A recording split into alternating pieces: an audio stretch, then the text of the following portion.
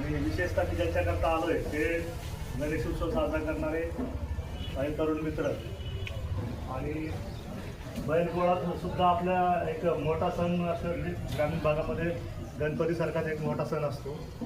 त्याकरताही आपले सर्व शेतकरी बांधव त्याच्यामुळे नाव घेतलं मी की बाबा आपला सर्वात चांगला जोडीदार शेतीमध्ये सर्व आपल्याला भरघोस शेतकरी बांधव सर्वांना माझा नमस्कार. 1.5 वर्ष त्या अगोदर 3.5 वर्ष 4.5 वर्ष बीड जिल्ह्यात होतो. बीड जिल्ह्यात विविध ठिकाणी काम केलेलं आहे. परंतु आता मी नुकताच आलो आणि गणपती उत्सव आला आहे, पोळा आला आहे, श्रावण महिना आहे, सण उत्सवाचा.